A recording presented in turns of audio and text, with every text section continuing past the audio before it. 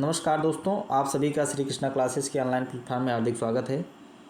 और आज हम आप लोग के बीच में फिर से तीसरा प्रैक्टिस सेट जो प्रीवियस ईयर में आए हुए प्रश्न हैं सीटेट 2021 के, जो 4 जनवरी 2021 को एग्ज़ाम हुआ था, उसके बाल विकास एवं शिक्षा शास्त्र के प्रश्नों की श्रृंखला को लेकर आपके बीच में आए हुए हैं। पूरा वीडियो ध्यान से देखिएगा। अगर वीडियो पसंद आए तो लाइक और शेयर करना बिल्कुल ना भूलें, और यदि चैनल पर नए हैं तो चैनल को सब्सक्राइब करें और बेल आइकन को प्रेस करें, नया नोटिफिकेशन पाएँ। ठीक, चलिए प्रश्नों की श्रृंखला शुरू करते हैं। पहला प्रश्न है, निम्नलिखित में से कौन सा स्थूल कौशल के उपयोग का एक उदाहरण है। पहला है एक पैर पर संतुलन रखना। दूसरा है एक मटर को उंगलियों से दबाना। यहाँ पर भैया गलियों नहीं होगा, यहाँ होगा उंगलियों। एक इस बात को ध्यान में रखिएगा, एक मटर को उंगलियों से दबाना। तीसरा है किताब के पन्ने पलटना। चौथा है पेंसिल पकड़ना। तो देखिए, बात ऐसी है कि जो स्थूल कौशल होते हैं वे कौशल होते हैं जिसमें हम अपनी बड़ी मांसपेशियों का उपयोग करके कोई कार्य करते हैं। जैसे कंधे का इस्तेमाल करके, हाथ पैर का इस्तेमाल करके हम जो भी कार्य करते हैं उनको स्थूल गतिक कौशल में रखे जाते हैं। जब हम अपनी उंगलियों के इस्तेमाल से कोई कार्य करते हैं तो वह सूक्ष्म गतिक कौशल में आता है। जैसे पेंसिल पकड़ना सूक्ष्म गतिक कौशल में आएगा, किताब के पन्ने पलटना सूक्ष्म गतिक कौशल में आएगा, मटर की गोलियों को दबाना ये भी सूक्ष्म गतिक कौशल में आएगा। एक पैर पर खड़े होना, इसमें पैर का इस्तेमाल हुआ है, यह बड़ी मांसपेशी है और स्थूल गतिक कौशल में इसमें रखा जाएगा। इसलिए तो यही ऑप्शन ए आपका सही हो जाएगा। ऑप्शन ए सही हो जाएगा। चलिए अगले प्रश्न की तरफ चलते हैं। जब भी आप अपने बड़ी मांसपेशी का प्रयोग करोगे तो स्थूल गतिक कौशल होगा। जैसे दौड़ना जो है स्थूल गतिक कौशल में आएगा, और दौड़ करके जो गेंदबाजी करता है, गेंदबाज जो स्पिन कराता है, वो स्पिन जो है उंगलियों से कराता है, ये सूक्ष्म गतिक कौशल में आएगा। ठीक, चलिए अगले प्रश्न की तरफ चलें। अगला है, विकासात्मक परिवर्तन किसका परिणाम है। दूसरा प्रश्न है, विकासात्मक परिवर्तन किसका परिणाम है। पहला है आनुवंशिक एवं वातावरण परिस्थिति का अनूठा संगठन। दूसरा है किसी व्यक्ति का केवल आनुवंशिक ढांचा। ऑप्शन सी है केवल सामाजिक सांस्कृतिक कारक। ऑप्शन डी है ना तो वंशानुक्रम ना ही पर्यावरण। तो जो विकास होता है यह आनुवंशिकता एवं वातावरण का गुणनफल होता है। विकास आनुवंशिकता एवं वातावरण का गुणनफल होता है। तो इसमें कह रहा है कि वंशानुक्रम आनुवंशिक एवं पर्यावरण की परिस्थिति का अनूठा संयोजन, ये सही है, ये बात सही है। अगला कह रहा है किसी व्यक्ति का केवल आनुवंशिक ढांचा, केवल बात गलत है। केवल जहाँ आ जाए वो प्रश्न गलत हो जाएंगे, वही ऑप्शन गलत हो जाएंगे। केवल सामाजिक सांस्कृतिक कारक ये भी गलत हो जाएगा। ना तो वंशानुक्रम ना ही वातावरण, भाई गलत है बिल्कुल।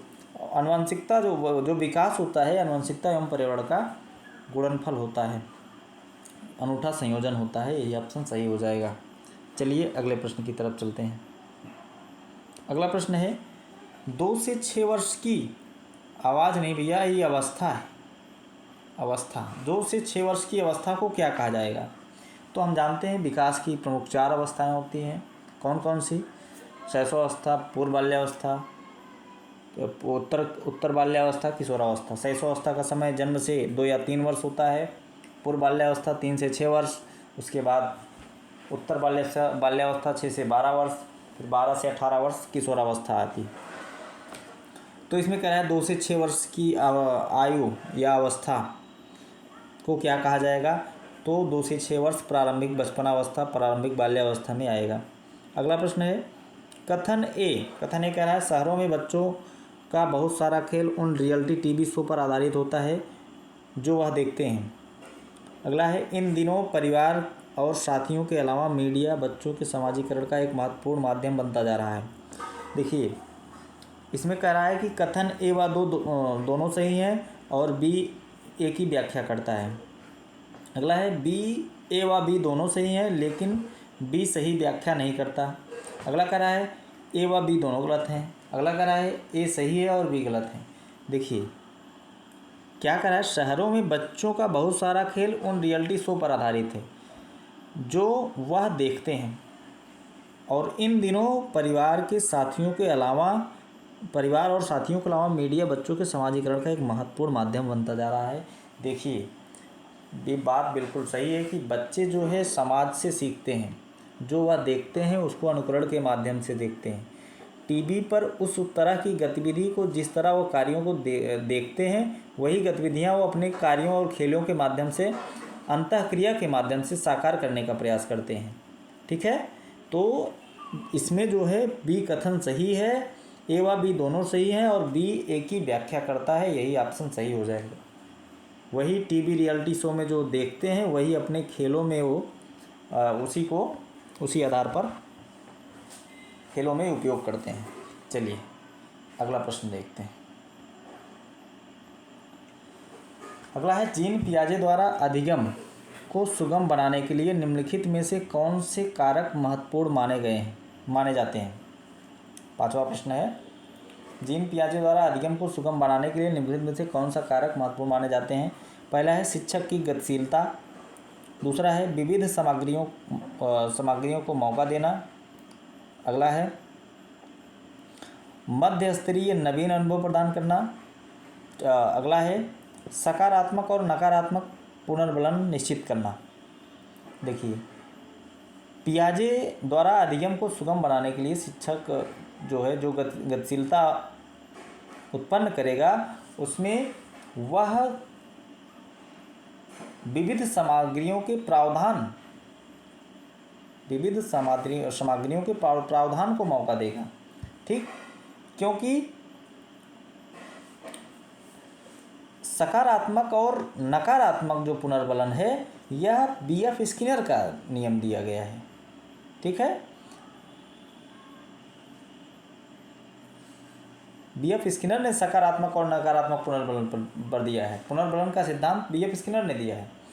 और विविध सामग्रियों को मौका देना, ये प्रावधान ये पियाजे की थ्योरी में सुगम बनाने के लिए किया गया है। अधिगम को तभी सुगम बनाया जा सकता है जब शिक्षक द्वारा अपनी कक्षा में विविध सामग्रियों का प्रयोग किया जाता है उनके अनुभव के आधार पर। ठीक, मध्य स्तरीय नवीन अनुभव के आधार पर, ये बात सही है, लेकिन सबसे ज़्यादा सटीक आंसर है विविध सामग्रियों के प्रयोग को मौका देना। ठीक, विविध सामग्रियों का प्रावधान। अगला प्रश्न देखें। अगला है,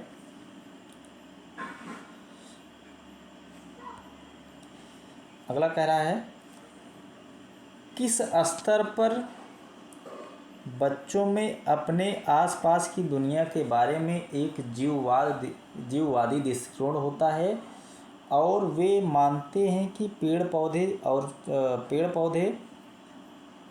और चलते हुए बादलों को लुढ़कते पत्थरों की मंशाएं और इरादे हो सकते हैं, यानी निर्जीव चीज़ में भी सजीव ढूंढ रहा है।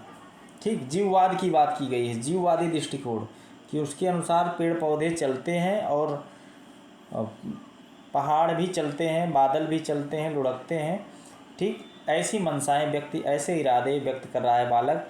तो पूछ रहा है जीववाद जीन पियाजे की थ्योरी में कौन से स्टेज में आएगा।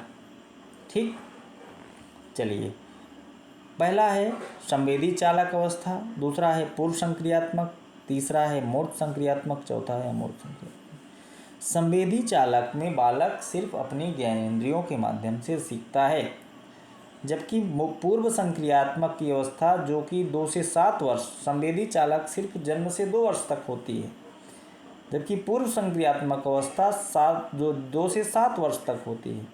पूर्व संक्रियात्मक में बालक निर्जीव वस्तु को भी सजीव मानता है, अर्थात जीववादी दृष्टिकोण होता है। ठीक, बालक का विश्वास है कि वस्तुएं इसीलिए जीवित हैं और गति करती हैं। उनका कहने का मतलब कि वस्तुएं भी गति करती हैं, वो निर्जीव वस्तुओं को भी सजीव मानते हैं। यह पूर्व संक्रियात्मक अवस्था में आएगा।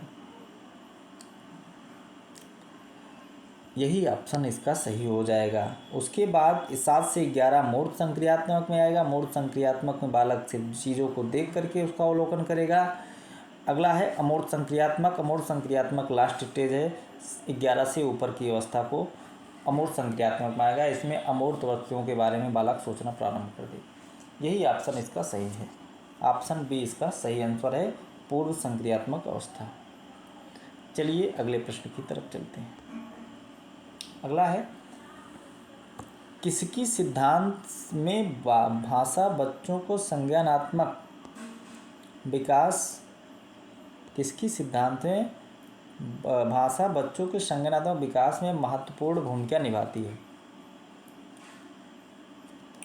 किसके सिद्धांत में भाषा बच्चों के संज्ञानात्मक विकास में महत्वपूर्ण भूमिका निभाती है?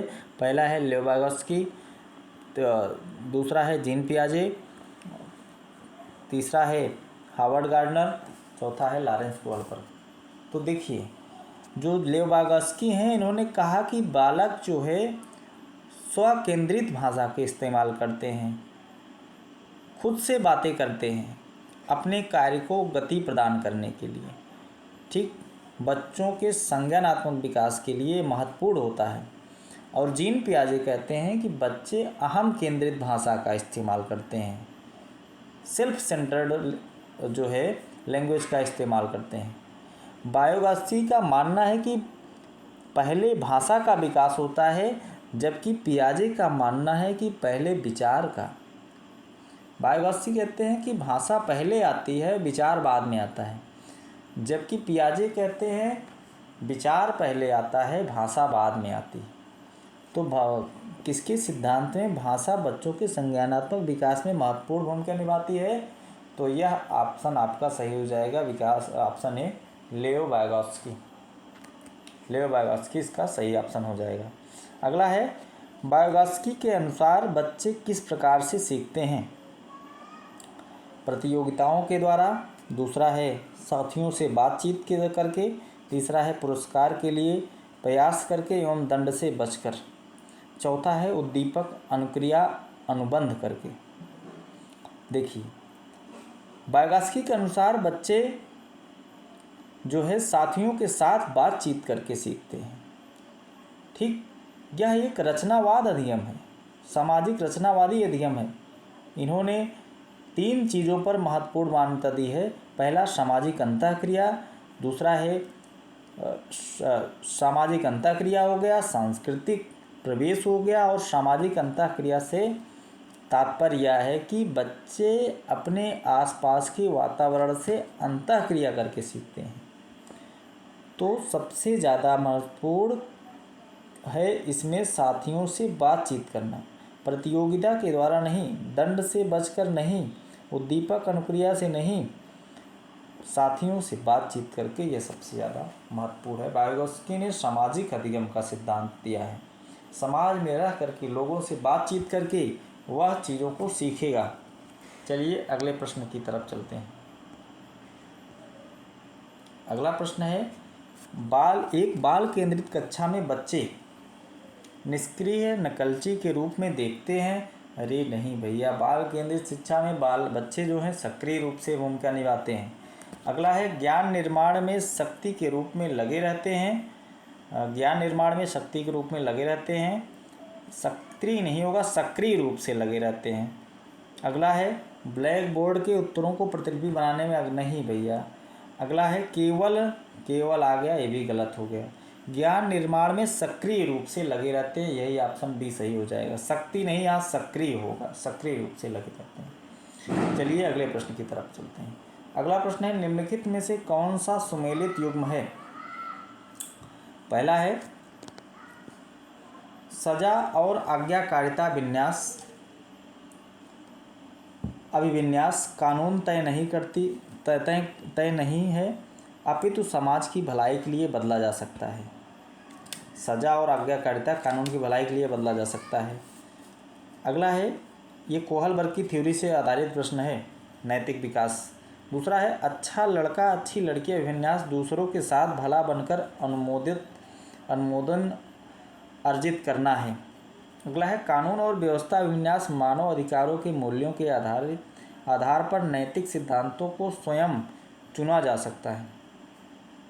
अगला है सामाजिक अनुबंध अभिविन्यास किसी क्रिया के भौतिक परिणाम यह निर्धारित करते हैं कि यह अच्छा है या बुरा। तो देखिए, सही सुमेलित युग्म जो है इसमें है अच्छा लड़का अच्छी लड़की अभिविन्यास दूसरों के साथ भला बनकर अनुमोदन अर्जित करना है। यह लॉरेंस कोहलबर्ग की दूसरी अवस्था जो परंपरागत अवस्था है उसका उदाहरण है। पहली अवस्था पूर्व परंपरागत है जिसमें नैतिकता का अभाव होता है। दूसरे में जो है अच्छा लड़का, तो इसका अपना ऑप्शन ये बी सही हो जाएगा, बी ऑप्शन सही हो जाएगा। अच्छा लड़की अच्छा लड़का, अच्छा लड़की अच्छा लड़का अभिविन्यास दूसरों के साथ भला बनकर अनुमोदन अर्जित करना है। ठीक है, यही ऑप्शन इसका सही हो जाएगा। दंड एवं आज्ञापालिता जो है कानून तय नहीं करता, ये गलत है। कानून तय करता है दंड एवं आज्ञाकारिता। अगला है कानून और व्यवस्था विन्यास मानव अधिकारों के मूल्यों का नैतिकता को चुना जाता है, ये गलत बात है। मानव अधिकारों के लिए मूल्यों के आधार पर नैतिक सिद्धांतों को स्वयं नहीं चुना जा सकता है, आप खुद से मालिक नहीं बन सकते। अगला है सामाजिक अनुबंध अभिविन्यास किसी क्रिया के भौतिक परिणाम पर यह निर्धारित अच्छा है या बुरा, ये भी बात गलत है, यही ऑप्शन बी सही है इसका। अगला देखते हैं, अगला प्रश्न क्या है। हावर्ड गार्डनर के सिद्धांत में बुद्धि वाले व्यक्ति वनस्पतियों और जीवों के विभिन्न प्रजातियों की सुंदरता को पहचान सकते हैं और जान सकते हैं। पहला है स्थानिक, दूसरा है प्राकृतिक, तीसरा है संगीतमय, चौथा है अंतर्वैयक्तिक। तो जो प्रकृतिवादी होते हैं वो प्रजातियों, पेड़ पौधे और जंतुओं के प्रजातियों को अच्छी तरीके से पहचान सकते हैं। जैसे किसान हो गए, वैज्ञानिक हो गए, ऐसे व्यक्ति में प्राकृतिक बुद्धि पाई जाती है। ऐसे व्यक्ति जो है चीज़ों वनस्पतियों और को पहचान सकते हैं। ठीक, तो यही आपका ऑप्शन बी सही हो जाएगा, प्राकृतिक। जो स्थानिक होता है मूर्तिकार में होता है, कलाकार में होता है, और जो संगीतमय है वो गायक में होता है। अंतर्वैयक्तिक जो होता है या दूसरों को समझने के लिए अर्थात नेता वगैरह में होता है। अगर अंतर्वैयक्तिक की बात करें, अंतर्वैयक्तिक जो है साधु सन्यासियों में होता है। अगला प्रश्न है राष्ट्रीय शिक्षा नीति 2020 क्या सिफारिश करती है। बहुभाषावाद, एक भाषावाद, पाठ्यक्रम का मानकीकरण, चौथा है मूल्यांकन का मानकीकरण। तो देखिए, जो राष्ट्रीय शिक्षा नीति 2022 है यह बहुभाषावाद को जो है सिफारिश करती है। इसमें विविध प्रकार के सांस्कृतिक विरासत वाला देश अपना देश भारत जो है, यहाँ पर 22 भाषाओं को मान्यता मिली है। हमारे संविधान में 22 भाषाओं को मान्यता मिली है। यह बहुभाषावाद को सिफारिश करता है। इसमें सभी भाषा को समान रूप से अधिकार देने की बात कही गई है कि छात्र जिस राज्य में वह मूलतः रह रहा है उसमें 2 भाषाएं प्रयोग में की जाएंगी। पहला तो उसकी मातृभाषा और दूसरा जो होती है जो स्थानीय क्षेत्रीय भाषा होगी वहाँ की, वह उसको बोलेगा, अर्थात बहुभाषिकता की सिफारिश करता है एनईपी, न्यू एजुकेशन पॉलिसी 2020। अगला प्रश्न देखते हैं। अगला है एक शिक्षिका यह धारणा रखती है कि लड़के अधिक बुद्धिमान हैं और जोखिम वाले होते हैं और लड़कियां आज्ञाकारी और ईमानदार होती हैं, उनके अनुसार व्यवहार करती हैं। यह किसका उदाहरण है। देखिए, अभी मैंने कल भी इस पर एक प्रश्न बताया था आपको। यह हर पेपर में आपको एक प्रश्न मिल जाएगा जेंडर से संबंधित। तो जब भी अध्यापिका किसी लड़के और लड़की की तुलना कर रही हो तो समझ लो वह जेंडर पक्षपात कर रही है, जेंडर पक्षपात को बढ़ावा दे रही है। तो यह किसका उदाहरण है। यह जेंडर पक्षपात का उदाहरण है। जेंडर पक्षपात है, किसी की तुलना, किसी लड़के की तुलना ये नहीं कह सकती कि आप लड़कियों की तरह क्यों रोते हो, लड़कियों को ये नहीं कह सकती हो कि आप सिर्फ घर के काम करो। ठीक, यह जेंडर पक्षपाती बात होगी। हमको एक समान रूप से सबको, लड़के लड़की किसी भी लिंग किसी भी जाति का हो उसके साथ भेदभाव नहीं करना, उससे तुलना नहीं करनी है। यह समावेशी शिक्षा है। सबको एक समान रूप से, ये नहीं कहना है कि तुमको मैथ नहीं आती, तुम लड़की हो मैथ नहीं आती, ऐसा नहीं कहना है। ऐसे बातें हमेशा जेंडर पक्षपात का उदाहरण होंगी। चलिए अगला प्रश्न देखते हैं।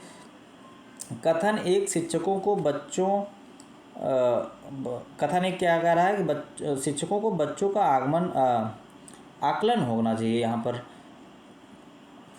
कथन एक कह रहा है कक्षा में शिक्षकों का आकलन करने के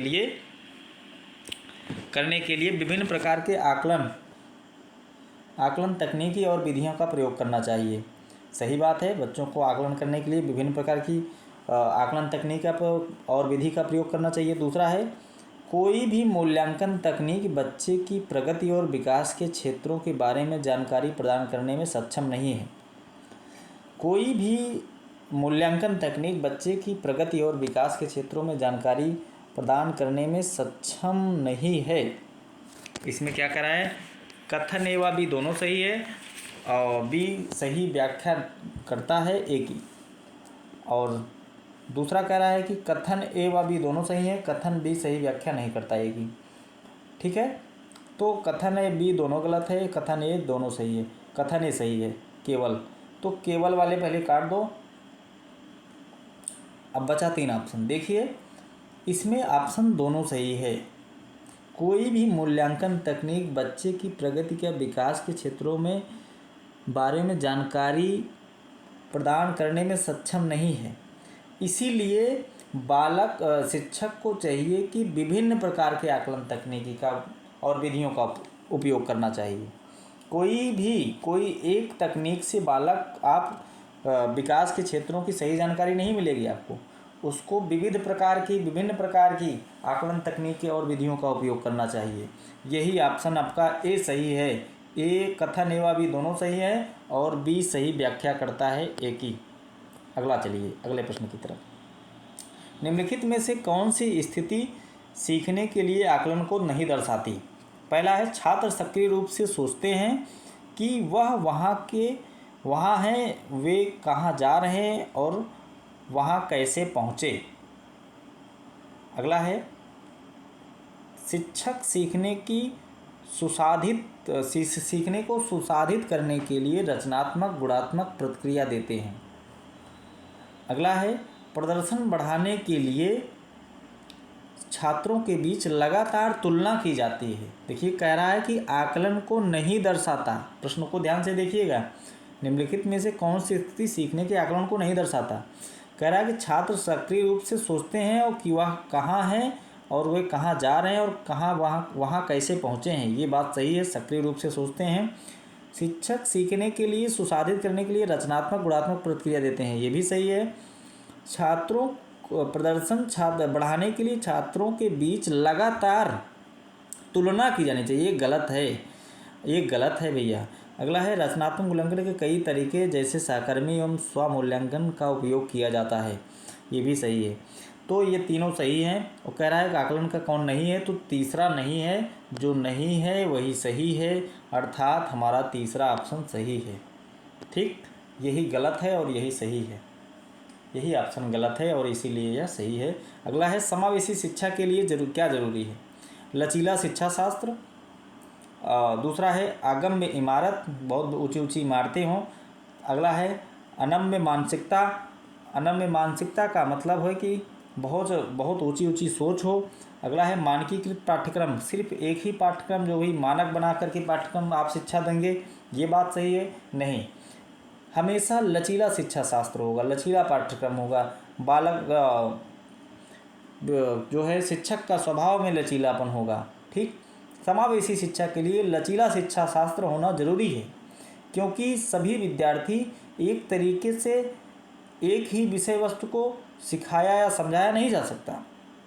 किसी बालक को सिर्फ एक तरीके से, देखिए सब में व्यक्तिगत विभिन्नता होती है, तो एक शिक्षक को अपनी कक्षा में विविधता को ध्यान में रखते हुए अपनी शिक्षण को विविधतापूर्ण बनाना चाहिए। ठीक, विविधतापूर्ण बनाना चाहिए, लचीला पाठ्यक्रम होना चाहिए समावेशी शिक्षा में, यही बात कही गई है। ऑप्शन ए आपका सही हो जाएगा। चलिए अगले प्रश्न की तरफ चलें।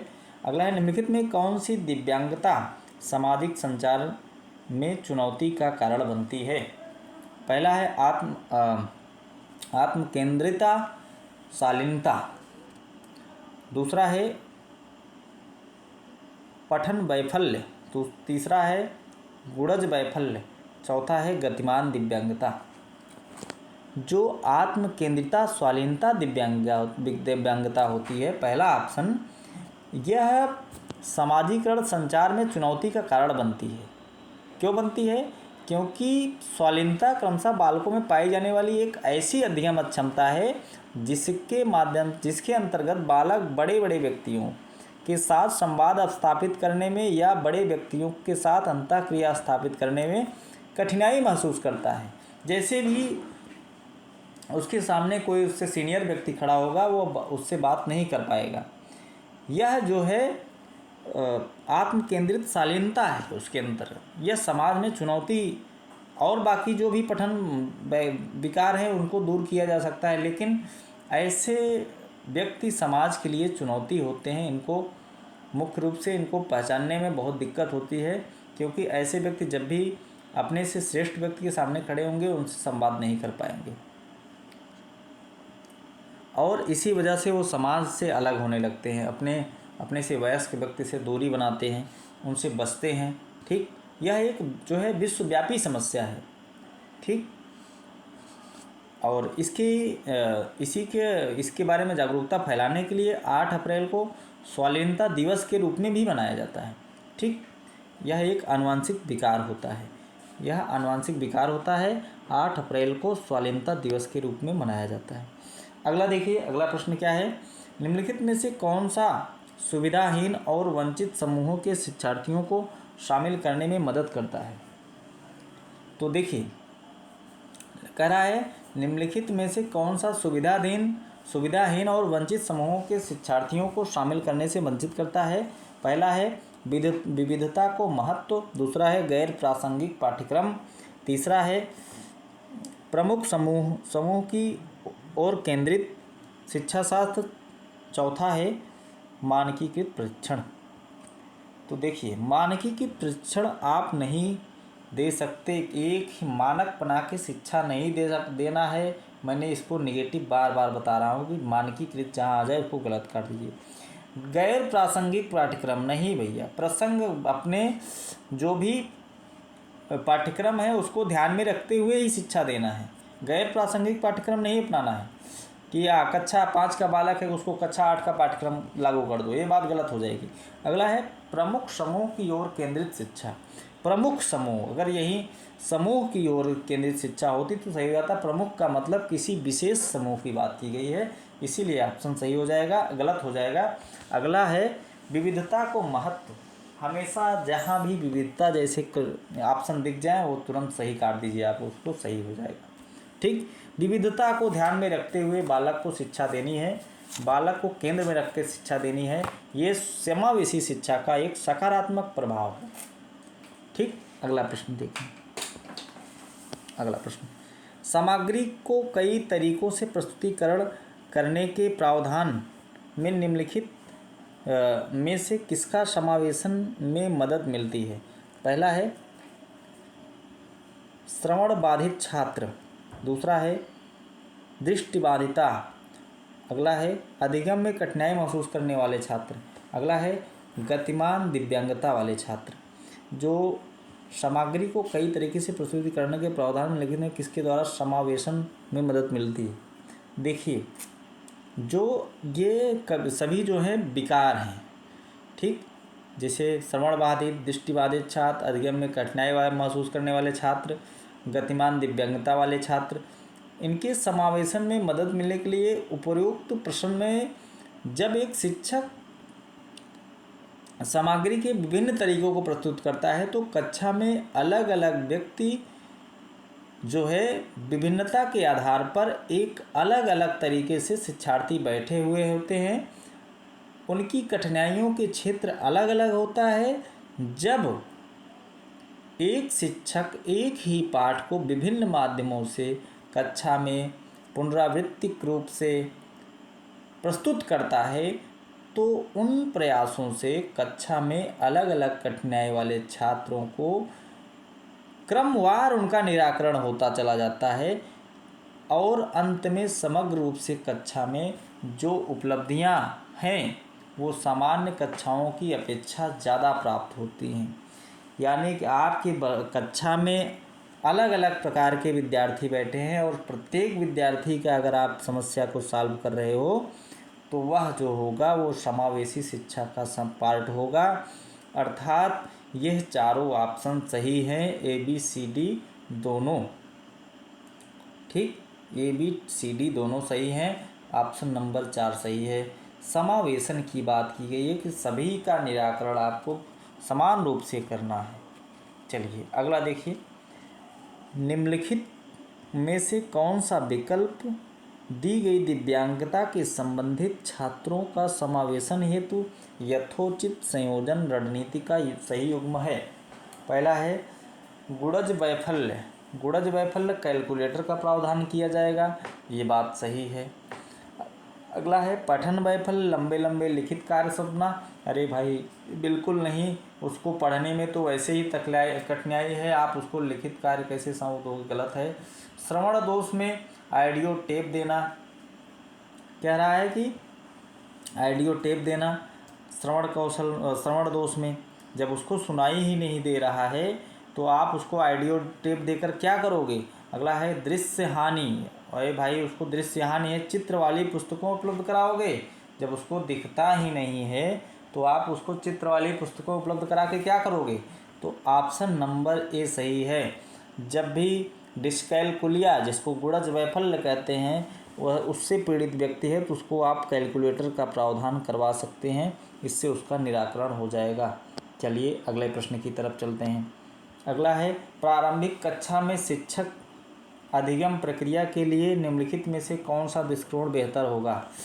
पहला है बिना समझे नकल, दूसरा है करके सीखना, तीसरा है निष्क्रिय रूप से सुनना, चौथा है रटकर याद करना। इसका उत्तर तो आपको तुरंत दिख रहा है। ठीक, बिना समझे नकल करना गलत है, निष्क्रिय रूप से सुनना गलत है, रटकर याद करना गलत है, करके सीखना अधिगम है, यही ऑप्शन आपका सही हो जाएगा। अगला है कक्षा की गतिविधियों को सार्थक बनाने के लिए एक शिक्षिका को क्या करना चाहिए? पहला है उन्हें असंबंधित खंडों में विभाजित करना चाहिए, उनके बारे में अस्पष्ट निर्देश देना चाहिए, उन्हें संदर्भहीन तरीके से प्रस्तुत करना चाहिए, उन्हें उचित संदर्भ में स्थिर करना चाहिए। देखिए भैया, देखिए कह रहा है उन्हें असंबंधित खंडों में विभाजन गलत है, मैंने पहले बताया गलत है। अस्पष्ट नहीं भैया, स्पष्ट निर्देश दो, निर्देश देना पहली बात तो गलत है, नेगेटिव है। संदर्भहीन तरीके से, भाई बिना संदर्भहीन तरीके से आप प्रस्तुत करोगे, गलत है। अगला है उन्हें उचित संदर्भ में स्थिर रखना, उचित जो उनके लिए मददगार हो, जो उनके लिए उचित हो बच्चों के लिए, वही गतिविधि आप कर सकते हो एक शिक्षिका के रूप में। ठीक, चलिए अगला प्रश्न की तरफ चलते हैं। अगला क्या है, कथन ये कह रहा है अधिगम के लिए विद्यालय के सामाजिक अवसरों, कह रहा है सामाजिक अवसरों में भागीदारी महत्वपूर्ण है। कथन भी कह रहा है अधिगम मुख्य रूप से एक सामाजिक क्रिया है। देखिए भैया, अधिगम मुख्य रूप से एक सामाजिक क्रिया है, तो देखिए अधिगम मुख्य रूप से एक सामाजिक क्रिया बिल्कुल सही है, बी ऑप्शन सही है। अधिगम के लिए विद्यालय के सामाजिक अवसरों में भागीदारी महत्वपूर्ण है, बिल्कुल सही है, दोनों सही है।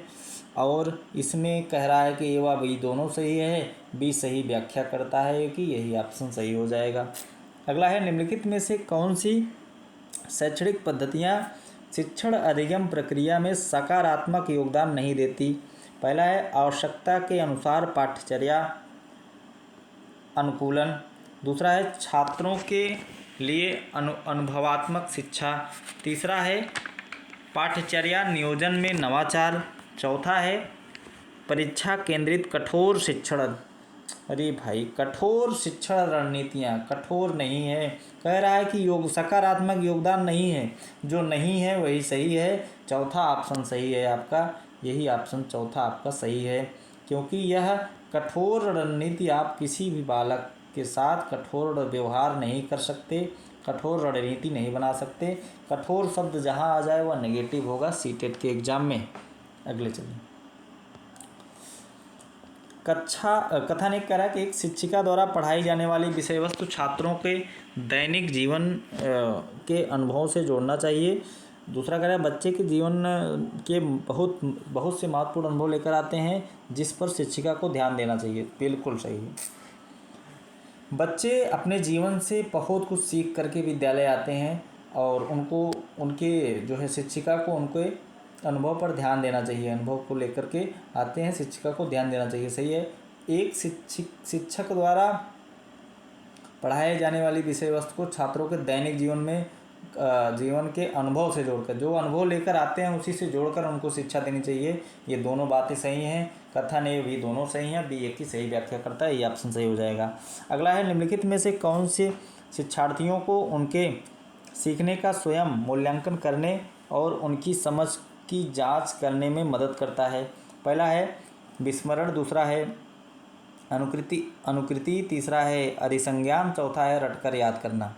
तो देखिए, जो आपकी अधिसंज्ञान है यह शिक्षार्थियों के मूल्यांकन में उसकी जांच करने में मदद करता है। विस्मरण, जो भी उनको याद जो भूल गया उससे अगर आप उनसे आप नहीं मदद ले सकते। ठीक, भूलना एक अच्छी आदत है लेकिन भूलना कहीं कहीं नुकसानदेह हो सकता है। अनुकृति का मतलब जो भी चीज़ वो देखे हैं उसके अनुसार। अधिसंज्ञान का मतलब होता है कि जो भी उनके संज्ञान में है। ठीक, अधिसंज्ञान से तात्पर्य है कि जब हम कहते हैं कि संज्ञान स्मृति के बारे में, स्मृति चिंतन के बारे में, तो स्मृति तो इस पूरी व्याख्या का अधिसंज्ञान कहा जाता है। ठीक, अधिसंज्ञान स्वयं मूल्यांकन का एक बहुत सशक्त माध्यम है। तो इसके आधार पर हम मदद ले सकते हैं स्वमूल्यांकन का। ठीक, अधिसंज्ञान जो होता है स्वमूल्यांकन के जो होता है सबसे रट कर याद करना गलत है, एक गलत बात है। अगला है बच्चों में भ्रांतियाँ होना ... है, खाली स्थान है। ठीक, बच्चों में भ्रांतियाँ होना कहाँ पहुँचे थे?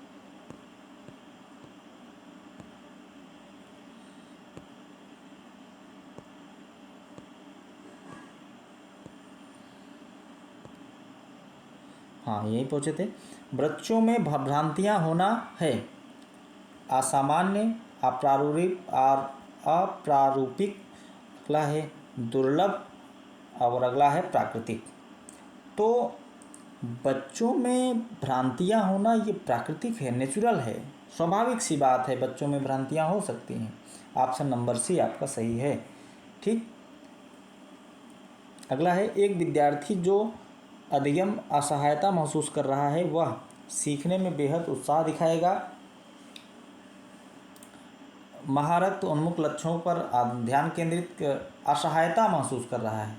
देखिए, अधिगम में असहायता महसूस कर रहा है, वह क्या करेगा? महारत उन्मुख लक्ष्यों को ध्यान देगा। नहीं भाई, जब असहायता महसूस कर रहा है तो ना तो वह उत्साह दिखाएगा, ना महारत लक्ष्य को निर्धारित करेगा। प्रदर्शन उन्मुख लक्ष्यों नहीं करेगा। शैक्षिक गतिविधियों से अलगाव, वो अलग जाके बैठ जाएगा, उससे अलग दूर दूर कटा हुआ वो लगेगा। ठीक, अगला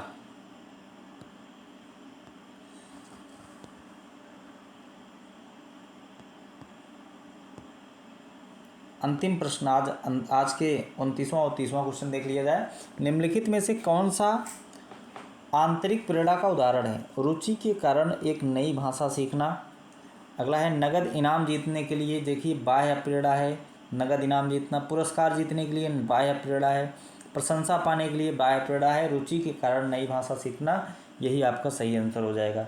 अगला है अधिगम को प्रभावित करने वाला निम्नलिखित में से कौन सा कारक पर्यावरणीय कारक है? पहला है रवैया, दूसरा है प्रेरणा, तीसरा है व्यक्तिगत लक्षण, चौथा है विद्यालय। देखिए, पर्यावरणीय प्रभावित करने वाला पर्यावरणीय कारक है जो, देखिए ये तो व्यक्तिगत कारक हो जाएगा। ठीक, रवैया, प्रेरणा, व्यक्तिगत लक्षण ये तो खुद का हो जाएगा। विद्यालय जो होता है, विद्यालय क्या करता है? विद्यालय जो होता है पर्यावरणीय कारक होता है। किसी चीज़ को अधिगम को सीखने के लिए जो विद्यालय होता है वह पर्यावरणीय कारक में आता है। ठीक, विद्यालय आपका सही उत्तर हो जाएगा इसका।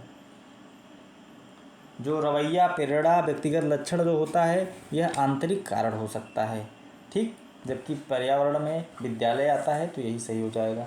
बताइए आपको वीडियो कैसी लगी। यदि वीडियो आपको अच्छी लग रही है तो लाइक शेयर करना ना भूलें। यदि चैनल पर नए हैं तो चैनल को सब्सक्राइब करें। अब मिलते हैं अगले दिन अगले वीडियो के साथ। तब तक के लिए नमस्कार, टाटा, बाय बाय।